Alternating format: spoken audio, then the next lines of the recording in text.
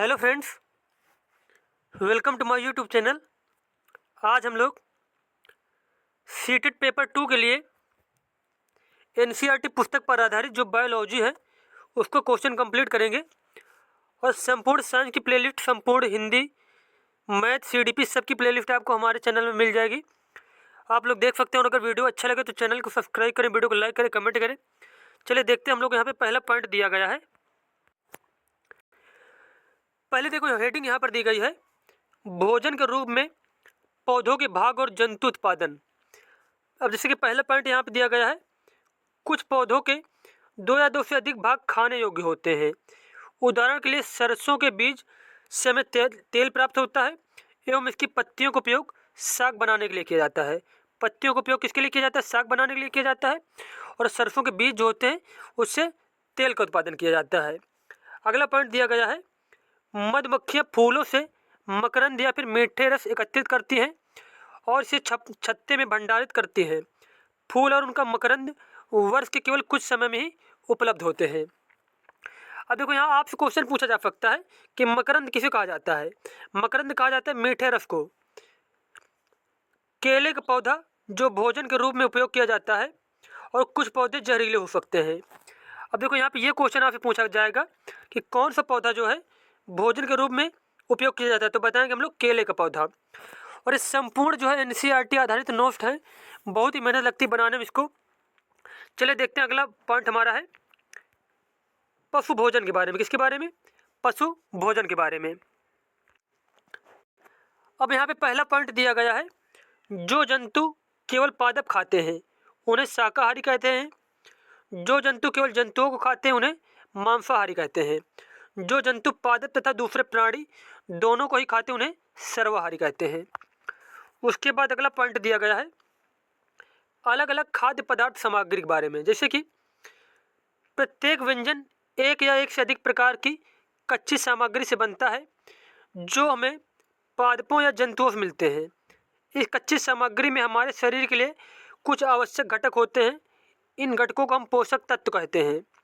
हमारे भोजन में मुख्य पोषक कार्बोहाइड्रेट, प्रोटीन, वसा, विटामिन तथा खनिज लवण है। अगला पॉइंट दिया गया है, हमारे भोजन में पाए जाने वाले मुख्य कार्बोहाइड्रेट मंड तथा शर्करा के रूप में होते हैं। कार्बोहाइड्रेट मुख्य रूप से हमारे शरीर को ऊर्जा प्रदान करते हैं। वसा से भी ऊर्जा मिलती है। अब देखो, यहाँ पे कई बार क्वेश्चन पूछा गया है कि सबसे ज़्यादा जो है ऊर्जा शरीर को कौन प्रदान करता है, तो आंसर हो जाएगा कार्बोहाइड्रेट प्रदान करते हैं। और फिर उसके बाद दूसरे नंबर पर अगर पूछा जाए तो बताएंगे वसा से फिर दूसरे नंबर में शरीर को ऊर्जा मिलती है। नेक्स्ट पॉइंट दिया गया है, कॉपर सल्फेट विलयन 100 मिलीलीटर जल में 2 ग्राम कॉपर सल्फेट घोलने से बन जाता है। 100 मिलीलीटर जल में 10 ग्राम कास्टिक सोडा घोलने समय अभिष्ट कास्टिक सोडा विलयन मिल जाएगा। अगला पार्ट दिया गया है, इसमें से अगला पॉइंट है, हमारे शरीर के लिए विभिन्न पोषक जैसे कि प्रोटीन की आवश्यकता शरीर की वृद्धि तथा स्वस्थ रहने के लिए होती है। प्रोटीन युक्त भोजन को प्रायः शरीरवर्धक भोजन कहते हैं। विटामिन रोगों से हमारे शरीर की रक्षा करते हैं।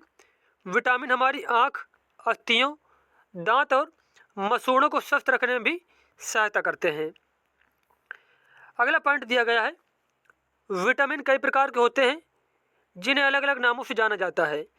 इनमें से कुछ को vitamin A, vitamin B, vitamin C, vitamin D, vitamin E तथा विटामिन के नाम से जाना जाता है। विटामिनों के एक समूह को विटामिन बी कॉम्प्लेक्स कहते हैं। हमारे शरीर को सभी प्रकार के विटामिनों की अल्प मात्रा में आवश्यकता होती है। अगला पॉइंट दिया गया है, विटामिन ए हमारी त्वचा तथा आँखों को स्वस्थ रखता है। विटामिन सी बहुत से रोगों से लड़ने में हमारी मदद करता है। विटामिन डी हमारी अस्थियों और दांतों के लिए कैल्शियम का उपयोग करने में हमारे शरीर की सहायता करता है। अगला पॉइंट है, हमारा शरीर भी सूर्य के प्रकाश की उपस्थिति से विटामिन डी बनाता है। चावल में कार्बोहाइड्रेट की मात्रा दूसरे पोषकों से अधिक होती है। इस आधार पर हम यह कह सकते हैं कि चावल कार्बोहाइड्रेट समृद्ध भोजन है। पेपर में आपसे पूछ लिया जाए कि सबसे ज़्यादा कार्बोहाइड्रेट किस में पाया जाता है, तो आंसर हो जाएगा चावल में पाया जाता है। नेक्स्ट पॉइंट दिया गया है, इन पोषकों के अलावा हमारे शरीर को आहारी रेशों तथा जल की भी आवश्यकता होती है। आहारी रेशे रुक्षांश के नाम से जाने जाते हैं। आहारी रेशे किसके नाम से जाने जाते हैं? रुक्षांश के नाम से भी जाने जाते हैं। हमारे खाने में रुक्षांश की पूर्ति मुख्यतः पादप उत्पादों से होती है। रुक्षांश के मुख्य स्रोत साबुत खाद्यान्न, दाल, आलू, ताजे फल और सब्जियां हैं। उसके बाद नेक्स्ट पॉइंट दिया गया है संतुलित आहार के बारे में। कोई भी पोषक तत्व न आवश्यकता से अधिक हो और ना ही कम हो। हमारे आहार में पर्याप्त मात्रा में रुक्षांश तथा जल भी होना चाहिए। इस प्रकार के आहार को संतुलित आहार कहते हैं। नेक्स्ट पॉइंट दिया गया है छिलका उतारकर यदि सब्जियों और फलों को धोया जाता है तो यह संभव है कि उनके कुछ विटामिन नष्ट हो जाएं। नेक्स्ट पॉइंट है यहाँ पे सब्जी और फलों की त्वचा में कई महत्वपूर्ण विटामिन तथा खनिज लवण होते हैं। चावल और दालों को बार बार धोने से उनमें उपस्थित विटामिन और कुछ खनिज लवण अलग हो सकते हैं। अगला पॉइंट दिया गया है अभावजन्य रोग के बारे में। किसके बारे में? अभावजन्य रोग के बारे में। अब यहाँ पे देखो पहला पॉइंट है इसमें से कभी कभी भोजन में किसी विशेष पोषक की कमी हो जाती है। यदि यह कमी लंबी अवधि तक रहती है तो व्यक्ति उसके अभाव से ग्रसित हो सकता है। एक या अधिक पोषक तत्वों का अभाव हमारे शरीर में रोग अथवा विकृतियाँ उत्पन्न कर सकता है। वे रोग जो लंबी अवधि तक पोषकों के अभाव के कारण होते हैं उन्हें अभावजन्य रोग कहते हैं। क्या कहते हैं? उन्हें अभावजन्य रोग कहते हैं। नेक्स्ट पॉइंट यहाँ पर दिया गया है पोषण की वह विधि जिसमें जीव अपना भोजन स्वयं संश्लेषित कर लेते हैं स्वपोषण कहलाती है। क्या कहलाती है? पोषण की वह विधि जिसमें जीव अपना भोजन स्वयं संश्लेषित कर लेते हैं स्वपोषण कहलाती है। जंतु एवं अन्य जीव पादपों द्वारा संश्लेषित भोजन है उन्हें विषमपोषी कहते हैं। जंतु एवं अन्य जीव पादपों द्वारा संश्लेषित भोजन है उन्हें विषमपोषी कहते हैं। अगला पॉइंट दिया गया है पादपों में खाद्य संश्लेषण का प्रक्रम। जैसे कि पत्तियां पादप की खाद्य फैक्ट्रियां हैं। जल एवं खनिज वाहिकाओं द्वारा पत्तियों तक पहुंच जाते हैं। ये वाहिकाएं नली के समान होती हैं तथा जड़, तना, शाखाओं एवं पत्तियों तक फैली होती हैं। पत्तियों में एक हरा वर्णक होता है जिसे क्लोरोफिल कहते हैं। क्या कहते हैं? जिसे क्लोरोफिल कहते हैं। क्लोरोफिल सूर्य के प्रकाश सौर प्रकाश की ऊर्जा संग्रहण करने में पत्ती की सहायता करता है। इस ऊर्जा का उपयोग जल एवं कार्बन डाइऑक्साइड से खाद्य संश्लेषण में होता है। क्योंकि खाद्य संश्लेषण सूर्य के प्रकाश की उपस्थिति में होता है इसलिए इसे प्रकाश संश्लेषण कहते हैं। नेक्स्ट पॉइंट दिया गया है पत्तियों द्वारा सौर ऊर्जा संग्रहित की जाती है तथा पादप में खाद्य के रूप में संचित हो जाती है। अतः सभी जीवों के लिए सूर्य ऊर्जा का चरम स्रोत है। प्रकाश संश्लेषण की अनुपस्थिति में पृथ्वी पर जीवन की कल्पना असंभव है। अब देखो आप देखिए कार्बन डाइऑक्साइड प्लस जल, सूर्य का प्रकाश, क्लोरोफिल प्लस बराबर कार्बोहाइड्रेट प्लस ऑक्सीजन। अगला पॉइंट दिया गया है इस प्रक्रम में ऑक्सीजन निर्मुक्त होती है। कार्बोहाइड्रेट अंततः पत्तियों में मंड स्टार्च के रूप में संचित हो जाते हैं। पत्ती में स्टार्च की उपस्थिति प्रकाश संश्लेषण प्रक्रम का संपन्न होना दर्शाता है। स्टार्च भी एक प्रकार का कार्बोहाइड्रेट है। अगला पॉइंट दिया गया है यहाँ पे पादपों में पोषण की अन्य विधियाँ। जैसे कि मनुष्य एवं अन्य प्राणियों की तरह ये पादप भी अपने पोषण के लिए अन्य पादपों द्वारा निर्मित खाद्य पर निर्भर होते हैं। वे विषमपोषी प्रणाली का उपयोग करते हैं। अमर बेल का पादप है, इसमें क्लोरोफिल नहीं होता है। ये अपना भोजन उस पादप से प्राप्त करते हैं जिस पर ये आरोहित होते हैं। जिस पर ये आरोहित होते हैं वह पादप परपोषी कहलाता है। क्योंकि अमर बेल जैसे पादप परपोषी को अमूल्य पोषकों से वांछित करते हैं, अतः इन्हें परजीवी कहते हैं। नेक्स्ट पॉइंट यहाँ पर दिया गया है कुछ ऐसे पादप भी हैं जो कीटों को पकड़ते तथा उन्हें पचा जाते हैं। जैसे कि ड्रेसोरा हो गया, ड्रेसोरा, यूट्रिकुलेरिया, ये सब क्या है? ये एक प्रकार से कीट भक्षी पौधे होते हैं। अगला पॉइंट दिया गया है मृतजीवी के बारे में। किसके बारे में? मृतजीवी के बारे में। रुई के धागों के समान संरचनाएं दिखाई पड़े, यह जीव कवक या फंजाई कहलाते हैं। इनकी पोषण प्रणाली अथवा पोषण विधि भिन्न प्रकार की होती है। ये मृत एवं विघटनकारी फड़ने वाली वस्तुओं जैव पदार्थों की सतह पर कुछ पाचक रसों का स्त्राव करते हैं तथा उसे साधारण व विलेय के रूप में परिवर्तित कर देते हैं। तत्पश्चात वे इस विलयन का भोजन के रूप में अवशोषण करते हैं। इस प्रकार की पोषण प्रणाली को, जिनमें जीव किसी मृत एवं विघटित जैविक पदार्थों से पोषक तत्व प्राप्त करते हैं, उन्हें मृतजीवी पोषण कहलाती है। वो प्रणाली क्या कहलाती है? मृतजीवी पोषण कहलाती है। नेक्स्ट पॉइंट दिया गया है, कवक या फिर फंजाई आचार, चमड़े, कपड़े एवं अन्य पदार्थों पर उगते हैं। ईस्ट एवं छत्रक जैसे अनेक कवक उपयोगी भी हैं, परंतु कुछ कवक पादपों, जंतुओं एवं मनुष्यों में रोग उत्पन्न करते हैं। कुछ कवकों का उपयोग औषधि के रूप में भी होता है। उसके बाद अगला पॉइंट यहाँ पर दिया गया है, कुछ जीव एक दूसरे के साथ रहते हैं तथा अपना आवास एवं पोषक तत्व एक दूसरे के साथ बांटते हैं। इसे सहजीवी संबंध कहते हैं। क्या कहते हैं? इसे सहजीवी संबंध कहते हैं। एग्जाम्पल जैसे कि उदाहरण दिया गया है, कुछ कवक वृक्षों की जड़ों में रहते हैं। वृक्ष कवक को पोषण प्रदान करते हैं, बदले में उन्हें जल एवं पोषकों के अवशोषण में सहायता मिलती है। अगला पॉइंट यहाँ पर दिया गया है, लाइकेन कहे जाने वाले कुछ जीवों में दो भागीदार होते हैं। इनमें से एक शैवाल होता है तथा दूसरा कवक होता है।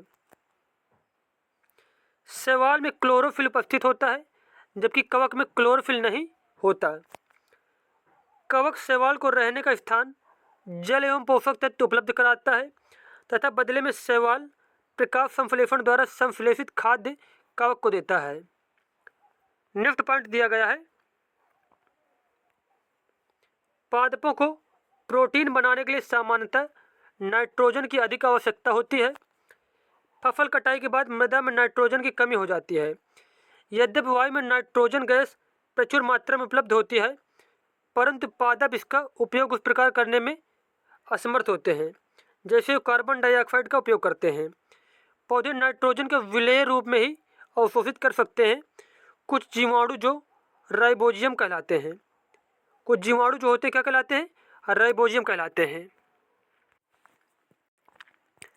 अगला पॉइंट दिया गया यहाँ पे प्राणियों में पोषण के बारे में, जैसे कि प्राणियों के पोषण में पोषक तत्वों की आवश्यकता, आहार के अंतर्ग्रहण, भोजन ग्रहण की विधि और शरीर में उपयोग की विधि सम्मिलित है। जैसे कि कार्बोहाइड्रेट जैसे कुछ संगठक जटिल पदार्थ हैं। अनेक जंतु इन जटिल पदार्थों का उपयोग सीधे सी रूप में नहीं कर सकते, अतः उन्हें सरल पदार्थों में बदलना आवश्यक है। जैसा निम्न आरेख द्वारा दिखाया गया है, जटिल खाद्य पदार्थों का सरल पदार्थों में परिवर्तित होना या टूटना विखंडन कहलाता है तथा इस प्रक्रम को पाचन कहते हैं। अब अगली हेडिंग दी गई है, मानव में पाचन। जैसे कि भोजन एक सतत नली से गुजरता है जो मुख गुहिका से प्रारंभ होकर गुदा तक जाती है। इस नली को विभिन्न भागों में बांट सकते हैं, जैसे कि पहला पॉइंट है मुख गुहिका, सेकंड नंबर है ग्राफ नली या ग्रासिका, थर्ड नंबर है आमाशय, चौथा है क्षुद्रांत या फिर छोटी आंत, पांचवा है बृहदांत या फिर बड़ी आंत जो मलाशय से जुड़ी होती, तथा 6 नंबर यहाँ पे दिया गया है, 6 नंबर है मल द्वार अथवा गुदा। ये सभी भाग मिलकर आहार नाल पाचन नली का निर्माण करते हैं। तो ये सारे पॉइंट आपको याद रखना है, जैसे पेपर में क्वेश्चन पूछ लिया जाए कि आहार नाल में कौन कौन से भाग सम्मिलित होते हैं, तो ये सारे आपको याद रखने होंगे। अगला पॉइंट दिया गया है आपको, आमाशय की आंतरिक भित्ति, क्षुद्रांत तथा आहार नाल से संबंध विभिन्न ग्रंथियां जैसे कि लाला ग्रंथि, यकृत, अग्नाशय पाचक रस स्रावित करती हैं। पाचक रस जटिल पदार्थों को उनके सरल रूप में बदल देते हैं। आहार नाल एवं संबंध ग्रंथियां मिलकर पाचन तंत्र का निर्माण करते हैं। अगला पॉइंट यहाँ पर दिया गया है मुख एवं मुख गुहिका के बारे में, जैसे कि आहार को शरीर के अंदर लेने की क्रिया अंतःग्रहण कहलाती है। प्रत्येक दांत मसूड़ों के बीच अलग अलग गर्तिका सॉकेट में फंसा होता है। हमारे मुख में लाला ग्रंथि होती है जो लाला रस या फिर लाल स्रावित करती है। लाला रस चावल के मंड को शर्करा में बदल देता है। जीभ एक मांसल पेशी अंग है। जीभ कैसा एक मांसल पेशी अंग है जो पीछे की ओर मुख गुहिका के आधार तल से जुड़ी होती है। अगला पॉइंट यहाँ पर दिया गया है, हम बोलने के लिए जीभ का उपयोग करते हैं। इसके अतिरिक्त यह भोजन में लार को मिलाने का कार्य करती है तथा निगलने में भी सहायता करती है। जीभ द्वारा ही हमें स्वाद का पता चलता है। जीभ पर स्वाद कलिकाएं होती हैं।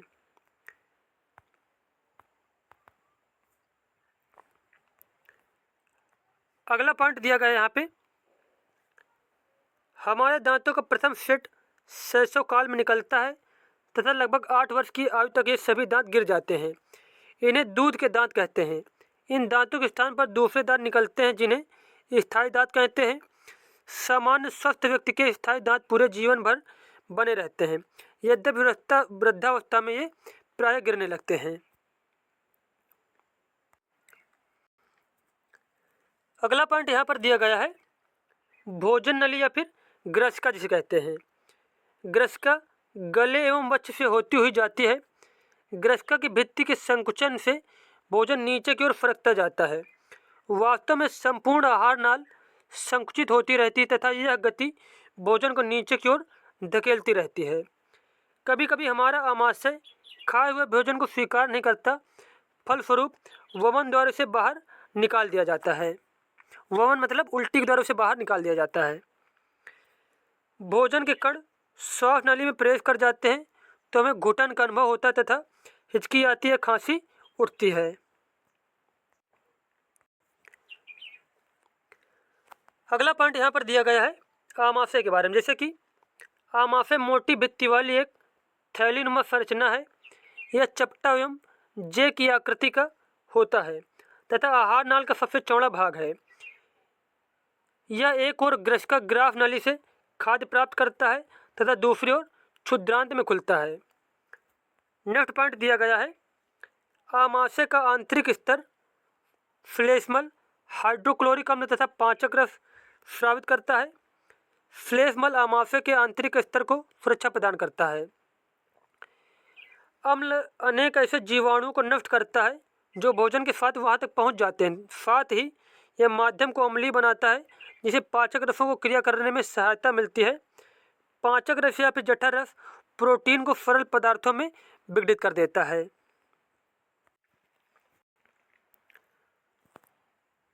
अगला पॉइंट दिया गया है आपको क्षुद्रांत के बारे में, जैसे कि क्षुद्रांत लगभग 7.5 मीटर लंबी अत्यधिक कुंडलित नली है।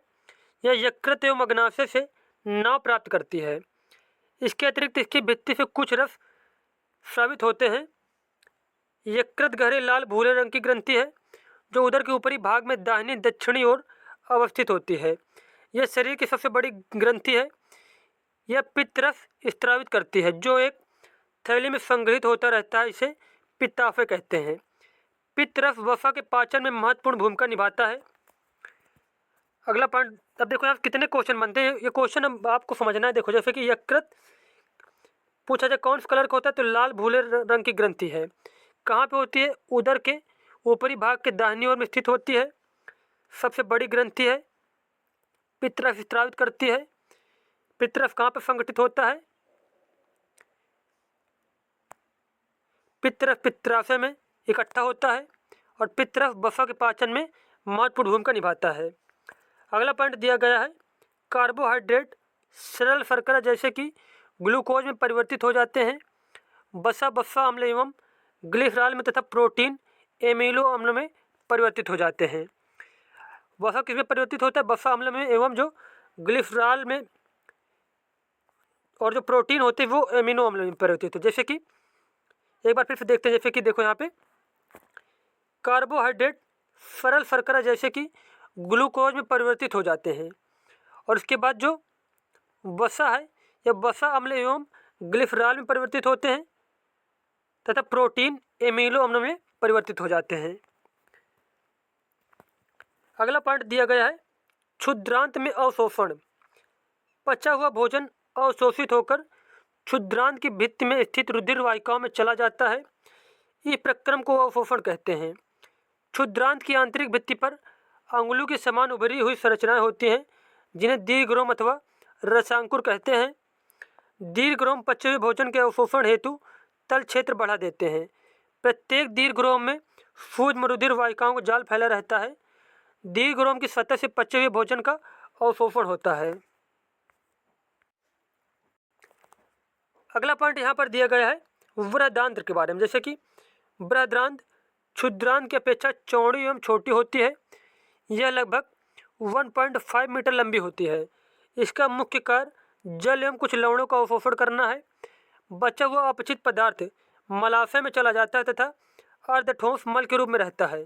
समय समय पर गुदा द्वारा यह मल बाहर निकाल दिया जाता है। इसे निष्कासन कहते हैं। नेक्स्ट पॉइंट यहाँ पर दिए गए घास खाने वाले जंतुओं में पाचन के बारे में। अब यहाँ पे अगला पॉइंट दिया गया है, जैसे कि गाय भैंस तथा घास खाने वाले शाकाहारी अन्य जंतुओं को देखा है, वे उस समय भी लगातार जुगाली करते रहते हैं जब वे खाना खा रहे हों। वास्तव में पहले घास को जल्दी जल्दी निकल कर आमाशय के एक भाग में भंडारित कर लेते हैं। यह भाग रुमेन या फिर प्रथम आमाशय कहलाता है। रुमेनेंट में आमाशय 4 भागों में बटा होता है। उसके बाद अगला पॉइंट दिया गया है रुमेन में भोजन का आंशिक पाचन होता है, जिसे जुगाल या कड़ कहते हैं, परंतु बाद में जंतु उसके छोटे पिंडकों के रूप में पुनः मुख में लाता है तथा जिसे वह चबाता रहता है। इस प्रक्रम को रोमंथन या फिर जुगाली करना कहते हैं तथा ऐसे जंतु रुमिनेंट अथवा रोमंथी कहलाते हैं। नेक्स्ट पॉइंट दिया गया है घास में सेलुलोज की प्रचुरता होती है। बहुत से जंतु एवं मानव सेलुलोज का पाचन नहीं कर पाते हैं। जानवरों जैसे कि घोड़ा, खरगोश आदि में क्षुद्रांत एवं बृहदांत के बीच एक थैलीनुमा बड़ी संरचना होती है, जिसे अंधनाल कहते हैं। भोजन के सेलुलोज का पाचन यहाँ पर कुछ जीवाणुओं द्वारा किया जाता है, जो मनुष्य के आहार नाल में अनुपस्थित होते हैं। अगला पॉइंट दिया गया है परिसंचरण तंत्र के बारे में, जैसे कि रक्त के बारे में दिया गया है। यहाँ पे रक्त वह तरल पदार्थ या द्रव है जो रक्त वाहिनियों में प्रवाहित होता है। यह पाचित भोजन को क्षुद्रांत या फिर छोटी आंत से शरीर के अन्य भागों तक ले जाता है। फेफड़ों से ऑक्सीजन को भी रक्त ही शरीर की कोशिकाओं तक ले जाता है। रक्त शरीर में अपशिष्ट पदार्थों को बाहर निकालने के लिए उनका भी परिवहन करता है। रक्त एक तरल से बना जिसे प्लाज्मा कहते हैं। रक्त किससे बनता है? एक तरल से बनता है जिसे प्लाज्मा कहा जाता है। नेक्स्ट पॉइंट यहाँ पर दिया गया है रक्त में एक प्रकार की कोशिकाएं लाल रक्त कोशिकाएं होती हैं, जिनमें एक लाल वर्णक होता है जिसे हीमोग्लोबिन कहते हैं। हीमोग्लोबिन ऑक्सीजन को अपने साथ संयुक्त करके शरीर के सभी अंगों के और अंततः सभी कोशिकाओं तक परिवहन करता है। परिवहन मतलब फैलाता है। हीमोग्लोबिन की उपस्थिति के कारण ही रक्त का रंग लाल होता है। रक्त का रंग जो लाल होता है किसके कारण होता है? हीमोग्लोबिन की उपस्थिति के कारण। रक्त में अन्य प्रकार की कोशिकाएं भी होती हैं, जिन्हें श्वेत रक्त कोशिकाएं या फिर WBC कहते हैं। ये कोशिकाएं उन रोगाणुओं को नष्ट करती हैं जो हमारे शरीर में प्रवेश कर जाते हैं। रक्त का थक्का बन जाना उसमें एक अन्य प्रकार की कोशिकाओं की उपस्थिति के कारण होता है, जिन्हें पट्टिकाणु या फिर प्लेटलेट कहते हैं। और अगला पॉइंट दिया गया है रक्त वाहिनियां के बारे में, जैसे कि शरीर में 2 प्रकार की रक्त वाहिनियां पाई जाती हैं, धमनी और शिरा। धमनियां हृदय से ऑक्सीजन समृद्ध रक्त को शरीर के सभी भागों में ले जाती हैं, चूँकि रक्त प्रवाह तेजी से और अधिक दाब पर होता है। धमनियों की भित्तियां या फिर दीवार मोटी और प्रत्यास्थ होती हैं। प्रति मिनट स्पंदों की संख्या स्पंदन दर कहलाती है। विश्राम की अवस्था में किसी स्वस्थ वयस्क व्यक्ति की स्पंदन दर सामान्यतः 72 से 80 स्पंदन प्रति मिनट होती है।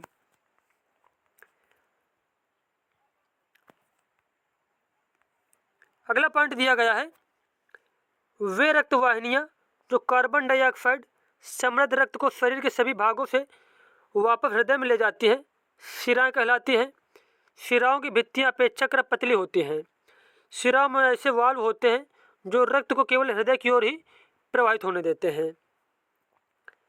अगला पॉइंट दिया गया है, धमनियां ने छोटी छोटी वाहिनियों में विभाजित होती दिखाई देती हैं। ऊतकों में पहुंचकर वे पुनः अत्यधिक पतली नलिकाओं में विभाजित हो जाती हैं, जिन्हें कोशिकाएं कहते हैं। कोशिकाएं पुनः मिलकर शिराओं को बनाती हैं, जो रक्त को हृदय में ले जाती हैं। अगला पॉइंट दिया गया है, फुफ्फुस धमनी। फुफ्फुस धमनी हृदय से रक्त को ले जाती है, इसलिए इसे शिरा नहीं बल्कि धमनी कहते हैं। ये कार्बन डाइऑक्साइड समृद्ध रक्त को फेफड़ों में ले जाती है और फुफ्फुस शिरा जो होता है ऑक्सीजन समृद्ध रक्त को फेफड़ों से हृदय में लाती है। अगला पॉइंट दिया गया है हृदय के बारे में, जैसे कि हृदय वह अंग है जो रक्त द्वारा पदार्थों के परिवहन के लिए पंप के रूप में कार्य करता है। यह निरंतर धड़कता रहता है। हृदय 4 कक्षों में बटा होता है। ऊपरी 2 कक्ष अनिल कहलाते हैं और निचले 2 कक्ष निलय कहलाते हैं। कक्षों के बीच के विभाजन दीवार ऑक्सीजन समृद्ध रक्त और कार्बन डाइऑक्साइड समृद्ध रक्त को परस्पर मिलने नहीं देती हैं। अगला है हृदय स्पंद। हृदय के कक्ष की भित्तियां पेशियों की बनी होती हैं। हृदय कक्ष की भित्तियों की दीवारें जो होती है किससे बनी होती है? पेशियों की बनी होती हैं। ये पेशियां लयबद्ध रूप से संकुचन और विश्रांति करती हैं। यह लयबद्ध संकुचन और उसके बाद होने वाली लयबद्ध विश्रांति दोनों मिलकर हृदय स्पंद या फिर हार्ट बीट कहलाता है। नेक्स्ट पॉइंट दिया गया, चिकित्सक आपके हृदय स्पंद को मापने के लिए स्टेथोस्कोप नामक यंत्र का उपयोग करते हैं। स्पंद मतलब जो हार्ट बीट होती है, दिल की धड़कन, उसको मापने के लिए स्टेथोस्कोप का यूज किया जाता है। नेक्स्ट पॉइंट दिया गया है मानव उत्सर्जन तंत्र। जैसे कि कोई वयस्क व्यक्ति सामान्यतः 24 घंटे में 1 से 1.8 लीटर मूत्र करता है। मूत्र में 95% जल, 2.5% यूरिया और 2.5% अन्य अपशिष्ट उत्पाद होते हैं। अगला पॉइंट दिया गया है, कभी कभी किसी व्यक्ति के वृक्क काम करना बंद कर देते हैं। ऐसा किसी संक्रमण अथवा चोट के कारण हो सकता है। वृक्क के अक्रिय हो जाने की स्थिति में रक्त में अपशिष्ट पदार्थों की मात्रा बढ़ जाती है। ऐसे व्यक्ति की अधिक दिनों तक जीवित रहने की संभावना कम हो जाती है। तथापि यदि कृत्रिम वृक्क द्वारा रक्त को नियमित रूप से छान कर उसमें से अपशिष्ट पदार्थों को हटा दिया जाए तो उसके जीवन काल में वृद्धि संभव है। इस प्रकार रक्त के छनन की विधि को अपोहन या फिर डायलिसिस कहते हैं।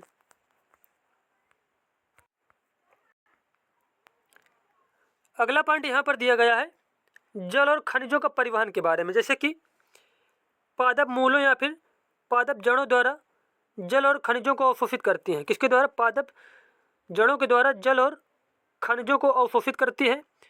मूलों में मूल रोम होते हैं। वास्तव में मूल रोम जल में घुले हुए खनिज पोषक पदार्थों और जल के अंतर्ग्रहण के लिए मूल के सतत क्षेत्रफल को बढ़ा देते हैं। मूल रोम मृदा कणों के बीच उपस्थित जल के संपर्क में रहते हैं।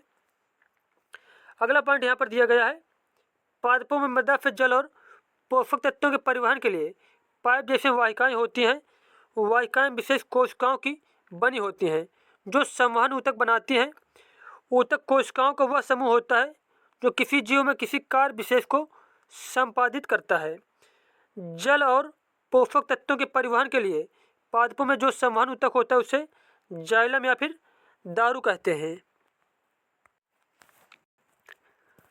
अगला पॉइंट यहाँ पर दिया गया है जाइलम चैनलों का सतत जाल बनाता है जो मूलों को तने और शाखाओं के माध्यम से पत्तियों से जोड़ता है। इस प्रकार बना तंत्र पूरे पादप में जल का परिवहन करता है। पत्तियां भोजन का संश्लेषण करती हैं। भोजन को पादप के सभी भागों में ले जाया जाता है। यह कार्य संवहन ऊतक द्वारा किया जाता है जिसे फ्लोएम या फिर पोषवाह कहते हैं। अगला पॉइंट यहाँ पर दिया गया है शाक, झाड़ी एवं वृक्ष के बारे में। जैसे कि हम अधिकांश पौधों को 3 संवर्गों में वर्गीकृत कर सकते हैं। ये वर्ग हैं शाक, झाड़ी एवं वृक्ष। हरे एवं कोमल तले वाले पौधे शाक कहलाते हैं। ये सामान्यतः छोटे होते हैं और अक्सर इनमें कई शाखाएं नहीं होती। अगला पॉइंट दिया गया है कुछ पौधों में शाखाएं तने के आधार के समीप से निकलती हैं। तना कठोर होता है परंतु अधिक मोटा नहीं होता। इन्हें झाड़ी कहते हैं।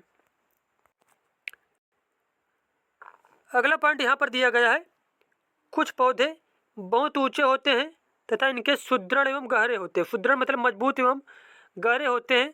इनमें शाखाएं भूमि से अधिक ऊंचाई पर तने के ऊपरी भाग से निकलती हैं। इन्हें वृक्ष कहते हैं। कमजोर तने वाले पौधे सीधे खड़े नहीं हो सकते और ये भूमि पर फैल जाते हैं। इन्हें विषपी लता कहते हैं। जबकि कुछ पौधों में सहायता से ऊपर चढ़ जाते हैं। ऐसे पौधे आरोही कहलाते हैं। ये शाक झाड़ी और पेड़ों से भिन्न है। अगला पॉइंट है तना के बारे में। जल तने में ऊपर की ओर चढ़ता है, अर्थात तना जल का संवहन करता है। लाल स्याही की भ्रांति जल में विलीन खनिज जल के साथ तने में ऊपर पहुंच जाते हैं। यहाँ देखो दिया गया है, जैसे कि लाल स्याही की भांति जल में विलीन खनिज जल के साथ तने में ऊपर पहुंच जाते हैं। अगला पॉइंट दिया गया है पत्ती के बारे में। पत्ती का वह भाग जिसके द्वारा वह तने से जुड़ी होती है पर्णवंत कहलाता है। पत्ती के चपटे हरे भाग को फलक कहते हैं।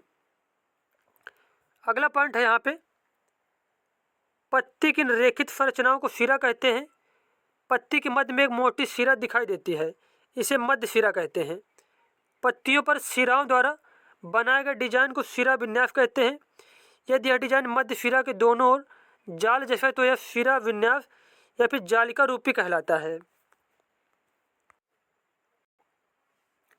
अगला पॉइंट यहाँ पर दिया गया है, घास की पत्तियों में यह सिराएं एक दूसरे के समांतर हैं। ऐसे सिरा विन्यास को समांतर सिरा विन्यास कहते हैं। पत्तियां प्रकाश और हरे रंग के पदार्थ की उपस्थिति में अपना भोजन बनाती हैं।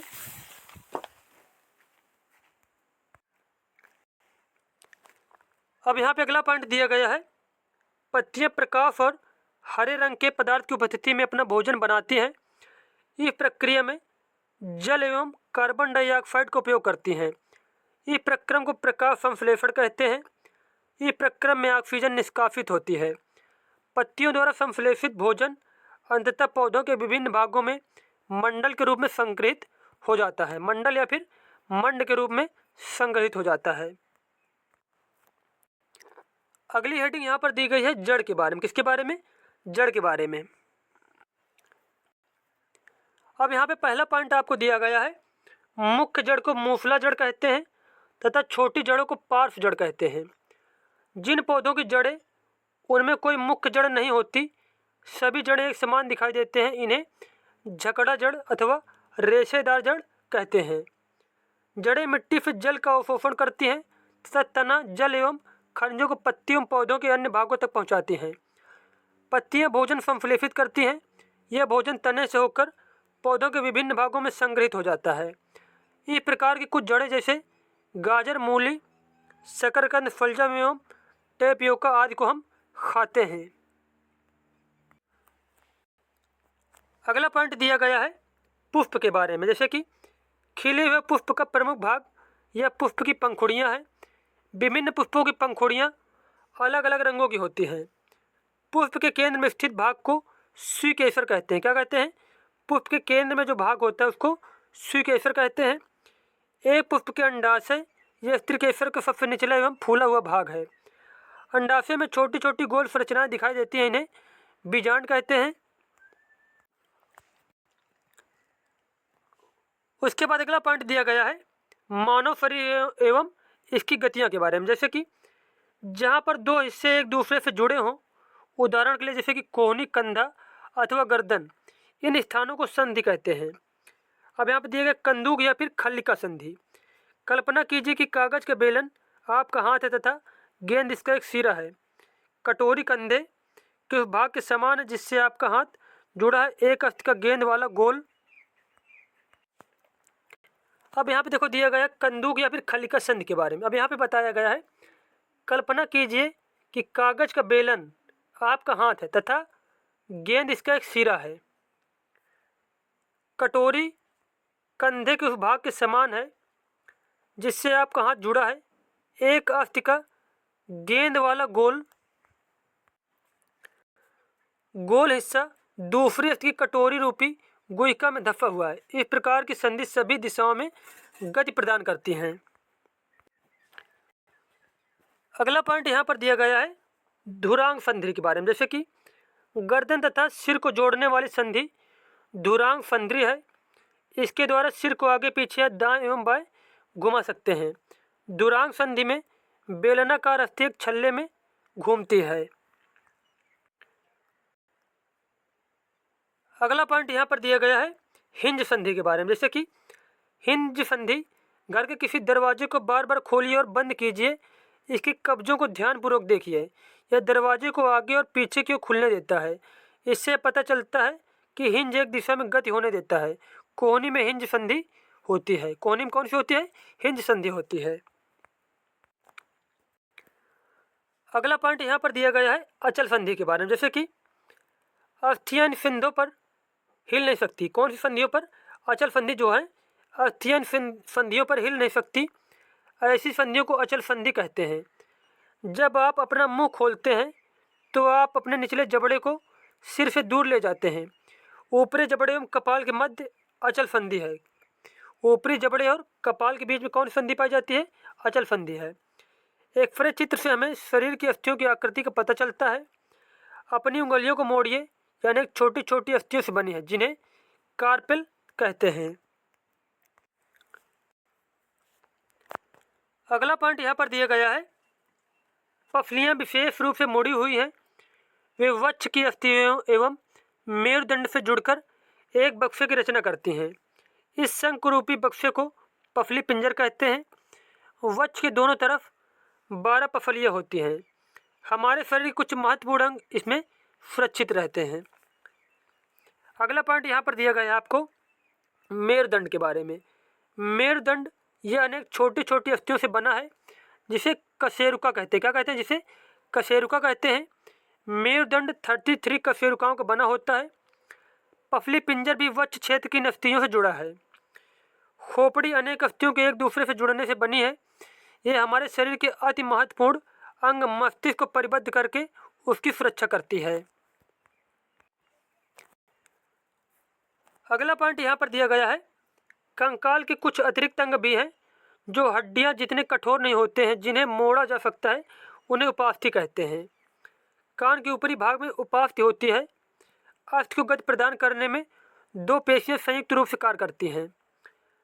अपनी ऊपरी भुजा में कुछ परिवर्तन अनुभव करते दूसरे हाथ से इसे छूकर देखिए कि आपको कोई उभरा हुआ भाग दिखाई देता है।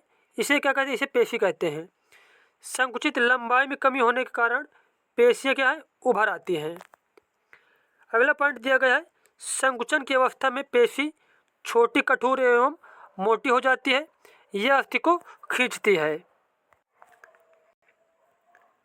अगला पॉइंट यहाँ पर आपको दिया गया है जंतुओं की चाल के बारे में, जैसे कि केचुआ।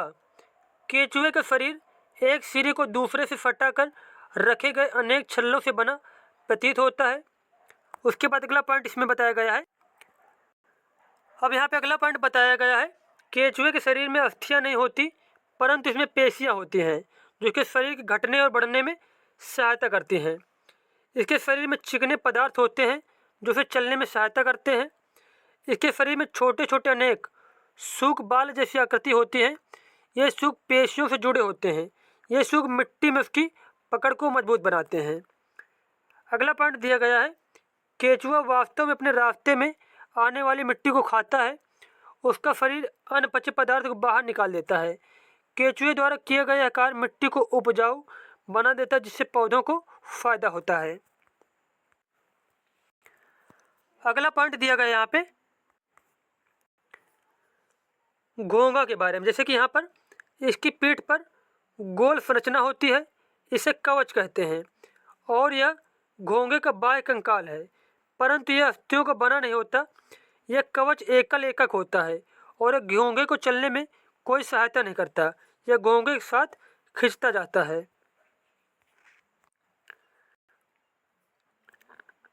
उसके बाद अगला पॉइंट दिया गया यहाँ पे तिलचट्टा के बारे में, जैसे कि तिलचट्टा जमीन पर चलता है, दीवार पर चढ़ता है और वायु में उड़ता भी है। इनमें 3 जोड़ी पैर होते हैं।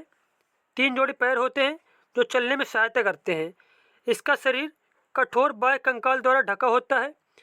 यह बाह्य कंकाल विभिन्न एककों की परस्पर संधियों द्वारा बनता है, जिसके कारण गति संभव हो पाती है। किसके कारण? विभिन्न एककों के परस्पर संधियों द्वारा बनता है, जिसके कारण गति संभव हो पाती है। अगला पॉइंट यहाँ पर दिया गया है, बच्च से 2 जोड़े पंख भी जुड़े होते हैं। अगले पैर सकरे और पिछले पैर चौड़े एवं बहुत पतले होते हैं। तिलचट्टे में विशिष्ट पेशियाँ होती हैं। पैर की पेशियाँ उन्हें चलने में सहायता करती हैं। वक्ष की पेशियाँ तिलचट्टे को उड़ने के समय उसके पैरों को गति देती हैं। और यहाँ पे हमारा जो साइंस का फर्स्ट पार्ट था वो कंप्लीट हो गया। उसके बाद सेकंड पार्ट में हम लोग संपूर्ण साइंस कंप्लीट कर, जो यहाँ पे बायोलॉजी का है, संपूर्ण बायोलॉजी कंप्लीट कर लेंगे। मिलते हैं नेक्स्ट वीडियो में। धन्यवाद।